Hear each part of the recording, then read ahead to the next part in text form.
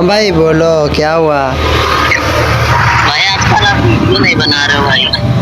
अरे भाई क्या करे यार, मन ही नहीं कर रहा है क्योंकि वीडियो में सपोर्ट ना व्यूज कुछ मिल ही नहीं रहा यार। क्या करे यार भाई, वीडियो बनाकर थक चुका हूँ। क्या हुआ भाई, ऑडियंस को अच्छा नहीं लग रहा है क्या आपका वीडियो? भाई पता नहीं यार, मैं तो वीडियो अच्छे से बनाता हूँ बट पता नहीं किसी कोई भी नहीं देखता यार मेरी वीडियो को। हम जैसे छोटे क्रिएटर को कौन सपोर्ट करता है।